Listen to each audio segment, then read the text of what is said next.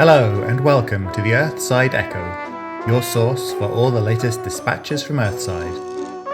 Tonight's programme introduces the Minerva Council, that shadowy body that advises the Magister of the Guild in all matters. Some say the Council is the true power behind the throne, and that the might of the Guild is directed and manipulated by Council members. What is certain is that intrigue and deception play a pivotal role in all Earthside politics. I hope you enjoy Minerva Council.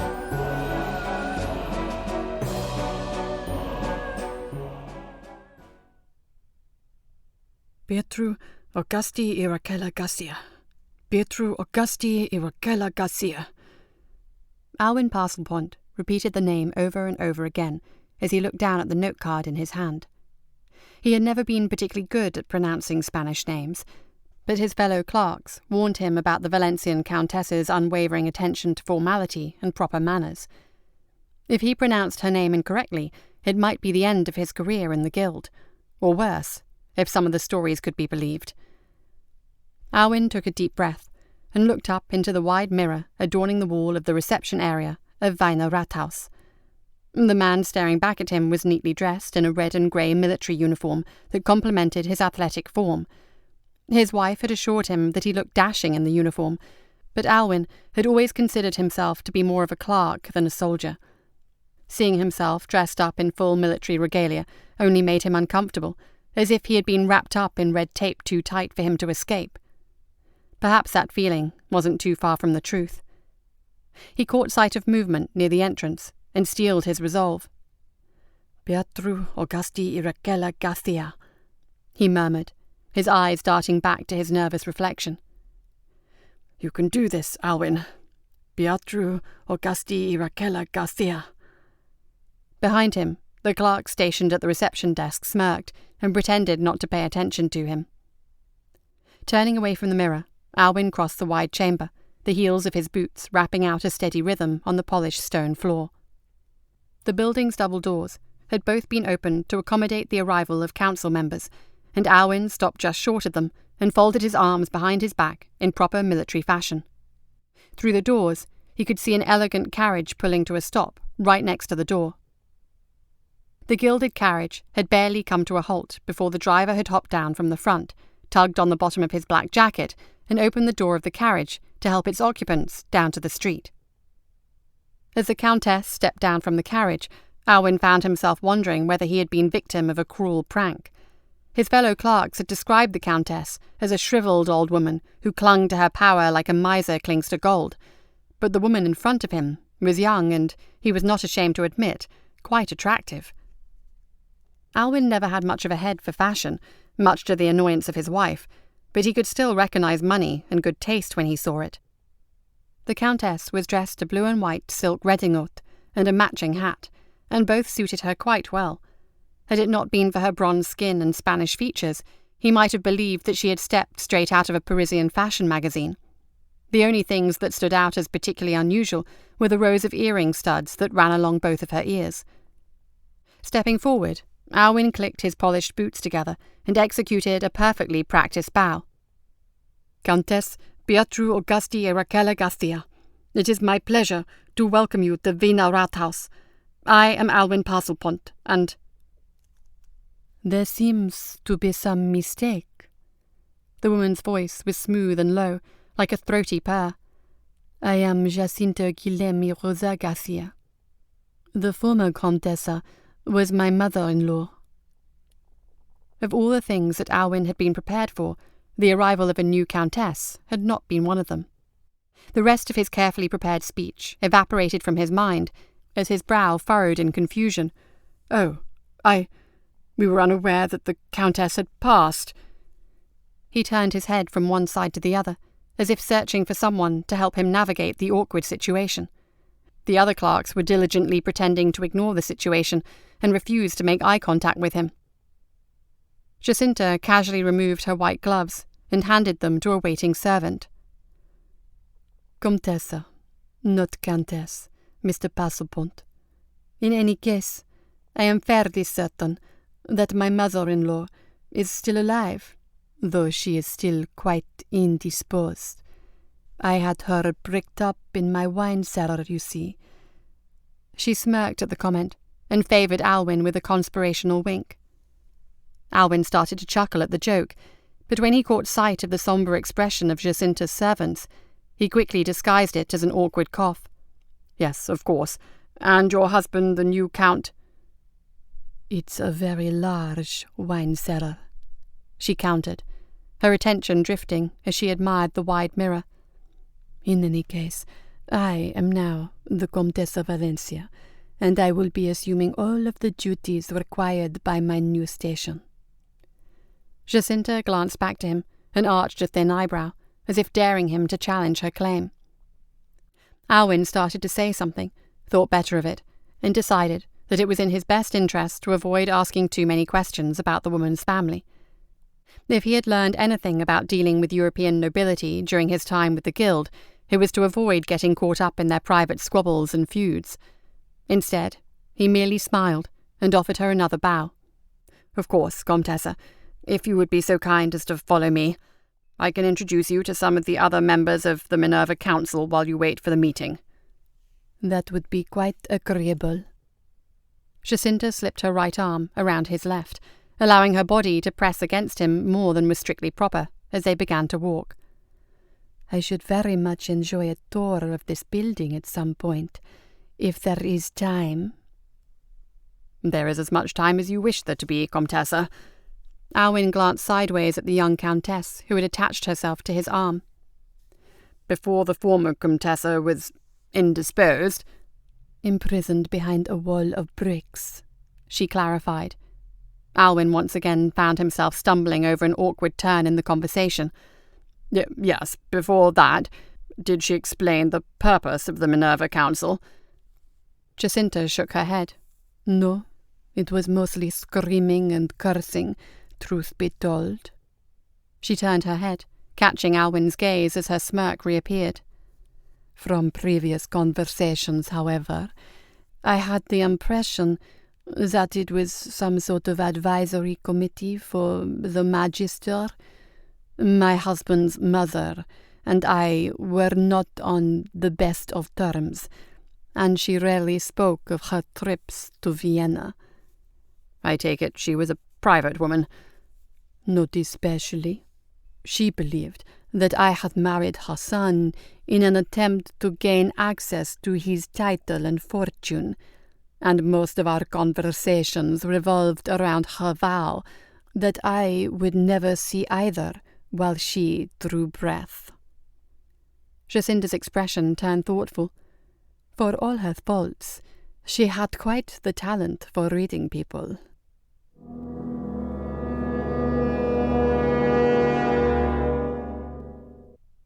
Alwyn led the young Countess down the long gilded hallway to the sitting parlour.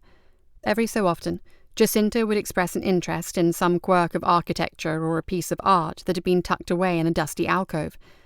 He found himself surprised by her curiosity. Most members of the council barely paid attention to the building or its adornments. At some point along their tour, he realized that Jacinta's servants had vanished, leaving him alone with the woman clinging to his arm. They had stopped in a small alcove near one of the courtyards to examine a macabre piece of art. It was a human skull, but 2 ram horns curled out from the sides of its head in mimicry of the guild's ram's head emblem. He had expected Jacinta to either recoil in disgust or to take a morbid interest in the piece, but she barely gave it a second glance. Instead, she pulled away from him, her small hand sliding down his arm until they reached his hand and pulled him further into the alcove. "I doubt that anyone could see us in here," she mused, her eyes glinting with mischief. Alwyn felt his face flushing with colour. "This courtyard is rather popular," he countered, glancing nervously back over his shoulder. "Perhaps we should—" "Find somewhere more quiet?" She still held his hand between her own, and as she looked up at him, her fingers found his wedding ring and began to slowly turn it from one side to the other. Alwyn glanced nervously down at his hand and realized that Jacinta's own fingers were completely devoid of any rings of her own. Despite her petite frame, he couldn't help but feel like his hand was being held in the mouth of a tiger. With the upcoming meeting, Comtessa, there are likely no such places in the building. Security is at its highest when the Minerva Council is gathered. The Spanish woman began to slowly sway her hips in a thoroughly distracting manner. Which is why you have been assigned to protect me? Alwyn opened his mouth to reply, but shock and panic had robbed him of his voice. He took a step away from her, but she took 2 steps forward, leaving her pressed up against his chest, with their hands between them. He opened his mouth to protest, but another voice beat him to it. I dare say, Herr Passelpont. Aren't there more discreet places to do that sort of thing?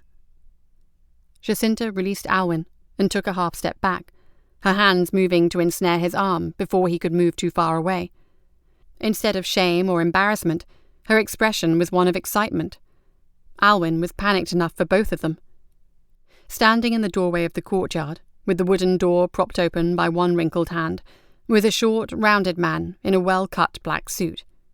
His greying hair was swept across his bald pate in a serviceable comb-over, and his hawk-like features were set in a disapproving scowl. Alwyn cleared his throat and tried not to look too guilty. Jacinta, this is Matthias Stuben, the representative of the German Landesbanken. Herr Stuben, this is... His mind blanked as he tried to remember Jacinta's full name. The new Comtesse of Valencia. Jacinta held out one of her hands, and Matthias, after casting an accusatory glare at Alwyn, took it into his own and bowed down to kiss it. When Matthias straightened, much of the banker's annoyance seemed to have evaporated. It's quite the pleasure to meet you, Comtessa. I was a close friend of your mother. I hope she is doing well. My husband's mother, she corrected him, her tone warm and light. Shall I assume that you are also a member of the Minerva Council? The former Comtessa did not give me all of the details about the group before her unfortunate accident. Matthias's eyebrows rose in surprise. Is that so? How much do you know? Jacinta's smile was a bit too flirtatious to be considered apologetic. I knew enough to learn of the meeting's date and location. Beyond that, I am somewhat uninformed, though Mr. Passelpont was doing quite a wonderful job of explaining things. She freed her hand from the banker's grip and returned it to Alwyn's arm with a light squeeze. Matthias's eyes flickered up to Alwyn's flushed face for a moment, then moved back to Jacinta as he forced a smile onto his lips. So it would seem. However, you would be better served by receiving your answers directly from the source, Comtessa. If you wish, I could educate you on the finer details in the courtyard over warm tea. Alwyn saw his chance to escape. That seems like a marvellous idea, Herr Stuben. I will inform the kitchen staff of your request while the two of you become better acquainted. Surprisingly, Jacinta didn't put up much resistance. That sounds quite pleasant. Thank you. She slipped away from Alwyn's arm and moved to Matthias's side, crossing her right arm over her stomach and holding her left elbow as the fingers of that hand played with the collar of her dress. Alwyn's eyes widened as he noticed the ring that now adorned Jacinta's finger. It was too large for her, which wasn't surprising, given that it was his wedding ring.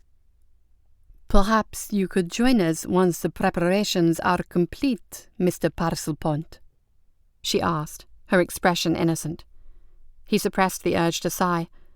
I don't see how I have any choice, Comtessa.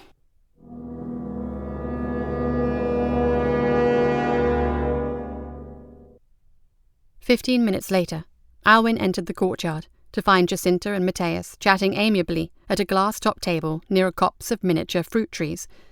Matthias was holding one of Jacinta's hands in his own, though he leaned back and released it as Alwyn joined them. Once he was settled and the servants had poured the tea and departed, Alwyn turned his attention back to Jacinta. Has Herr Stuben answered all your questions, Comtessa? Jacinta smiled as she carefully added a sugar cube to her cup. It has been quite an illuminating conversation. Imagine my surprise to learn that the Minerva Council is the puppet master pulling the guild strings behind closed doors. From the corner of his eye, Alwyn could see Mateus shifting uncomfortably in his chair. Once again, the young Spanish woman had placed him in a difficult position. "That is certainly one way to look at it, if the Comtesse—" "There's nothing sinister or underhanded about it," Mateus interrupted. "Someone has to run things." Jacinta leaned forward, placed her elbows on the table, and cradled her chin in her hands. "Perhaps that is the part that confuses me, Mateus. Ever since I was a little girl, my tutors told me that the Magister was the head of the guild. Now, though, you are telling me that it's a group of noble houses, bankers and mages that make the decisions for the guild." Her brow furrowed. "It's all just so confusing." Mateus looked from Jacinta to Alwyn and back again, as if trying to determine whether or not the young countess was mocking him. "Well," he grumbled, "the people need a figurehead, someone to look up to and believe in, a hero to lead them through the dark times." Jacinta blinked in mock surprise. "Oh my." She sat up and pressed a delicate hand to her chest. "Is that what we are discussing today? Have we decided to stop being the villains?" Her voice lowered to a concerned whisper as she leaned forward again. "Have you told the others?" "More tea?"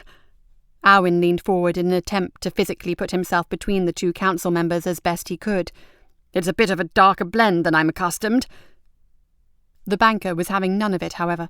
His chair scraped across the flagstones as he pushed himself to his feet and leaned forward, his hands gripping the table so tightly they turned white. It was a sharp contrast from the man's face, which had turned an angry shade of red. "Listen here, you ungrateful little whelp. When the world was on the brink of destruction, the guild stepped forward, brought an end to the fighting, and ushered in a century of peace." "Peace?" Jacinta dropped her facade and stared up at him in bewilderment. "What about the massacres in India, the pogroms in Russia, the razing of Sweden?" Mateus slammed his fist on the table, making the teapot and cups jump into the air. "We brought order to the world." Jacinta stared at Mateus for a moment, before turning her attention back to her tea. "This morning's newspaper was plastered with pictures of London on fire. Page 2 was filled with stories about the latest massacres in Russia and the ongoing Boxers' rebellion in the Three Kingdoms. A week ago, all they could talk about was the earthquake and monsters that wiped San Francisco from the map." She raised her tea to her lips, took a slow sip, and then glanced back up at the enraged banker. "It would be one thing if the guild were actually good at being evil overlords, but—" The banker's lips pulled back to reveal his teeth, and he raised his hand as if to strike the younger woman down. At the last moment, however, he remembered where he was and slowly lowered his arm back to the table. He opened his mouth as if to say something more, then thought better of it and simply snatched up his hat and stomped away. Alwyn waited until Mateus was completely out of earshot before speaking. "That went well." She shrugged, leaned back in her chair, and stretched her arms out above her. "One of the prerogatives of nobility is being able to say exactly what you want, whenever you want to say it. If he wanted a woman without any opinion, I'm sure that he can find one in a beer hall or a brothel. Roughly the same thing, from what I understand of Germany." "I wouldn't know," Alwyn sighed, shaking his head. "Could I have my wedding ring back?" Jacinta grinned and held out her hand to him. "Don't you think it looks nice? You could let me keep it as a token of your affection." Alwyn snorted in amusement. He took her hand in his own and slowly slid the ring free of her fingers, which she waggled playfully once he was finished. Once his ring was back where it belonged, he gave her an appraising look. "Can I ask you a personal question, Comtesse?" She reached forward, took his teacup into her hands, and angled it towards her. "Would you like for me to read your fortune in the leaves? I'm quite good at it." He He stared at her for a long moment, and lowered his voice to a whisper. "You're not actually a noblewoman, are you?" Rather than take offence to his question, Jacinta's grin only widened. "I'll never tell." She winked.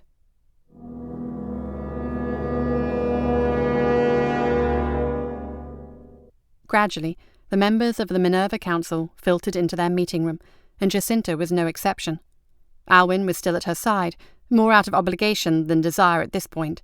At least this way, he could try to steer her behaviour toward less destructive ends. Alwyn had only been inside the council chambers on a handful of times, but he still found himself slowing to a stop as he entered the room. By the way that Jacinta's pace slowed at his side, he could tell that even she was taken aback by the room's decor. It was built in the manner of an amphitheatre, with the mahogany desks all arranged in a semicircle around a central dais. Atop that dais was a raised bench, akin to the one used by a judge in a courtroom, and the steps and floor were smothered in thick crimson carpeting. By far the most impressive feature of the room, however, was the ram's head insignia of the guild, set into the wall behind the dais. It took up most of the far wall and glowed with thousands of points of faint red light, illuminating the room in its chilling radiance. When Jacinta finally found her voice, it was little more than a whisper. "Are those soul stones?" Her hands tightened on his arm again, this time in awe. His own voice wasn't much louder than her own. "Yes, 5,797 of them, one for each day of the Black Powder Wars." "And they're all charged?" Alwyn nodded. "Yes. Some of the mages claim that the unique red glow means that the souls imprisoned within are true to the guild's purpose. But I know a mage who claims that it's just an alchemical treatment to tint the stones. I suppose it doesn't really matter in the end." "No, I imagine not," Jacinta murmured, still staring at the insignia. "I can see why Mr. Steuben was so passionate in his defense of the council. It would be difficult to sit before such a symbol for long and not feel the stirrings of one's heart." Alwyn slowly guided the Comtesse to one side of the aisle, so as not to block the entrance for the other council members. "Speaking of, it may be a wise idea to find a seat, Comtesse." "Yes, of course." Jacinta continued to stare at the glowing insignia for a moment before pulling her gaze free. "Is there anywhere specific that I should sit?" "The noble families tend toward the left side," he replied as he guided her to an empty desk. The two of them earned a few confused looks and double takes from the other members seated in the area, and there was no doubt in Alwyn's mind that Jacinta would find herself inundated with questions about her identity and lineage once the meeting concluded.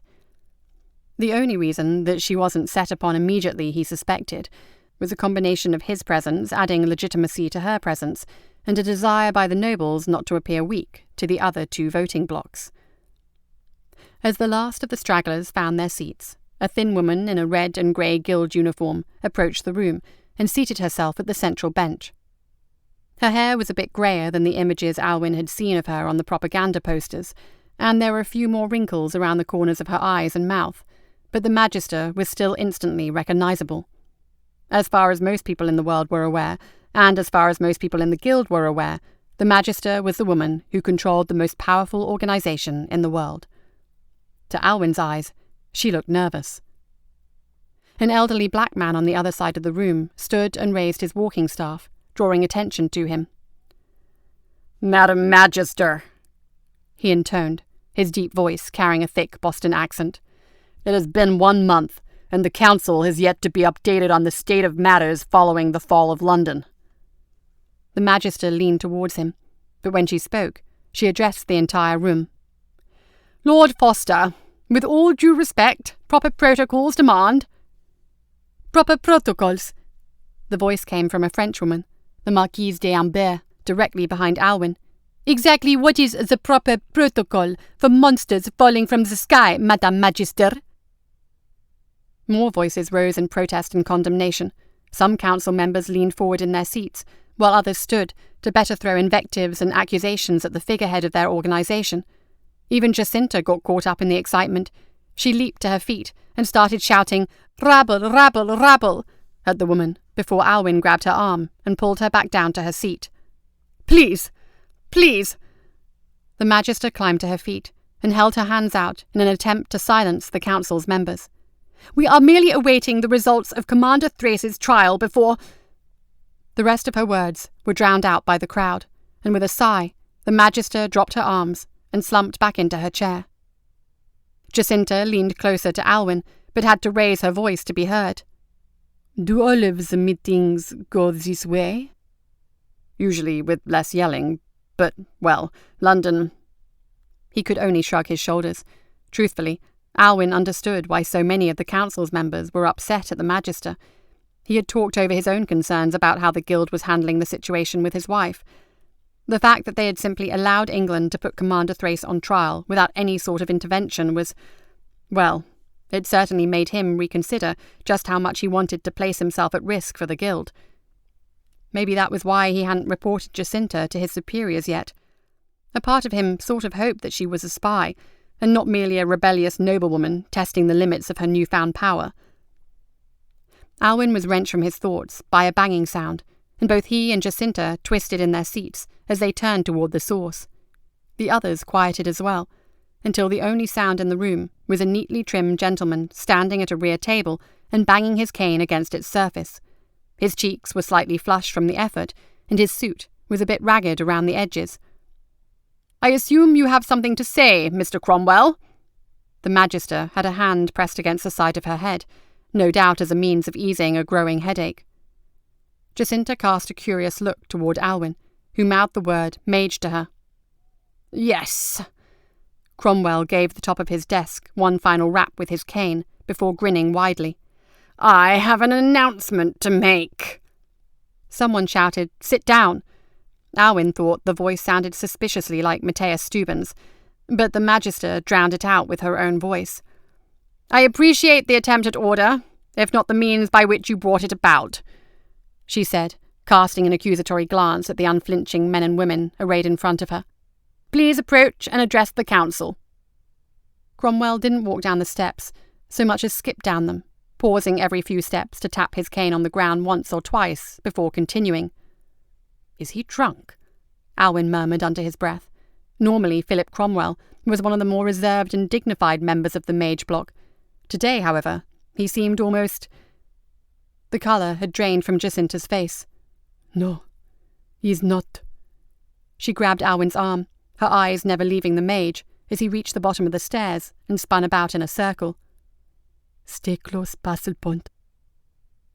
Alwyn glanced down at his arm, then back up at the Comtesse. Why? What's happening?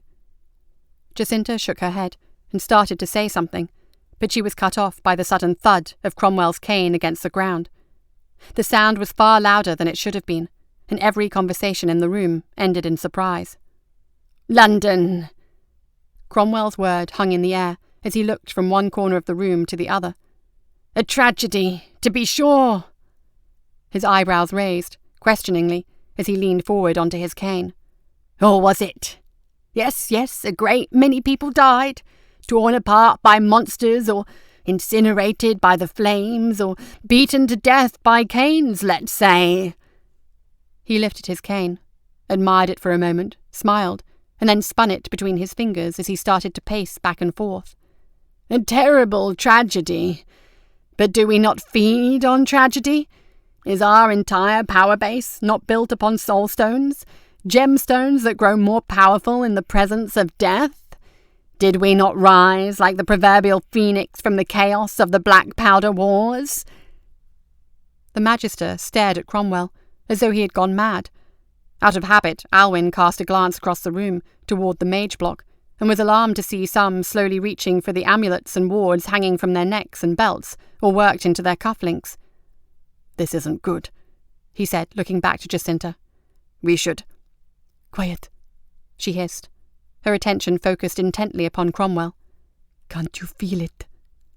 Alwyn blinked in surprise. "Feel what?" The words were barely out of his mouth before he noticed the sensation. It was intangible, but unmistakable. A gradual increase in pressure against his chest and face. "Do you not see the potential here?" Cromwell's voice had become shrill and frantic. "How much time and effort did we put into reopening the breach to Malifaux? How many souls did we consign to oblivion for a single portal?" He threw his arms wide. "Do you not see? The Burning Man is the answer to our problems. We need only to supplicate ourselves to His Majesty to learn how to control the portals that spring up in his wake, and we shall!" His spittle was starting to froth at the corners of his mouth. The Magister leaned forward, hands on the side of her bench, and shouted down at the frantic madman. "Mr. Cromwell, that is enough.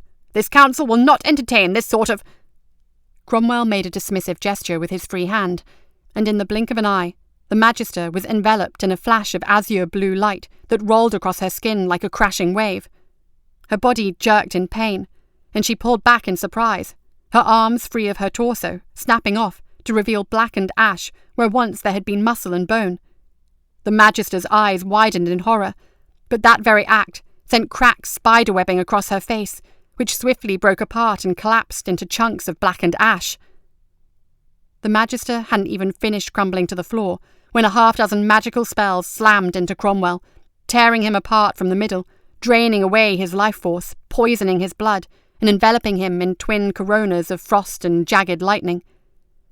In his last moment of life, Cromwell laughed, dropped his disintegrating cane, and splayed his fingers out toward the council chambers, forcing the raw magical power that had consumed him outwards.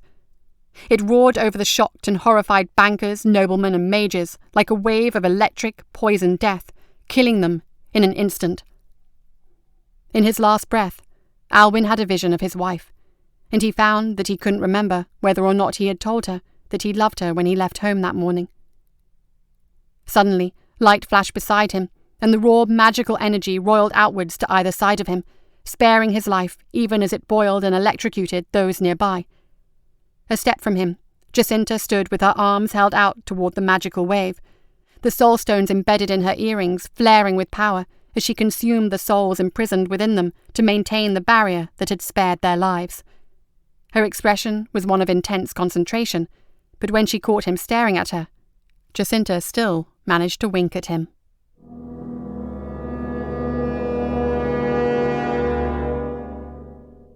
Very little survived the aftermath of the attack. Most of the mages managed to erect magical barriers capable of shielding themselves from the worst of the damage, but those who survived would still bear scars and burns for the rest of their days. Few of the nobles or bankers survived the wave of magical energy, and those that did were swiftly put out of their misery. The only thing left of Matthias Steuben was a patch of sizzling fat on a heap of charred wood that had once been his desk. Jacinta's flesh had seared and fused to her earrings, but when Alwyn touched them, she winced and shooed him away. They were freshly fueled by the deaths of those around them, and their glow was now unmistakable. "Is this the point where you reveal your master plan?" Alwyn asked, as he slumped against an uncharred stretch of wall. "You're a mage, aren't you?" Jacinta stepped up to him and began to casually dust off his suit with her hand. "Just because I happen to know a little bit of magic doesn't make this a grand conspiracy, Mr. Parselpont. Sometimes coincidences are just that." "The council will have to choose a new magister before they start rebuilding, but none of them will want to step down. Not when the only checks to their power have been temporarily removed." Alwyn pressed a hand to his chest and winced in pain. "They'll want someone from a different faction. That way, they can sell it as a gesture of peace, when really they're cutting away the last of their opposition." "That does seem likely," Jacinta agreed. "I wonder who they will pick." She pursed her lips and allowed her eyes to wander from one side to the other, as if searching for something. Her voice lowered to a confidential whisper. "Not many choices left on this side of the room, are there?" Alwyn was too tired to indulge her antics any longer. "How did you know that Cromwell was going to—" The young noblewoman pressed a finger to Alwyn's lips, silencing him. "Let's chalk it up to my innate mystery, and leave it at that, She stepped back and took his arm, pulling him away from the wall. "Come, you can introduce me to the other survivors. And do try to remember my full name this time. With a sigh, Alwyn surrendered to Jacinta once again. Despite all the lies and flirtation, all the manipulations and immature behaviour, the woman did have a way of getting people to do what she wanted. Perhaps that would be enough.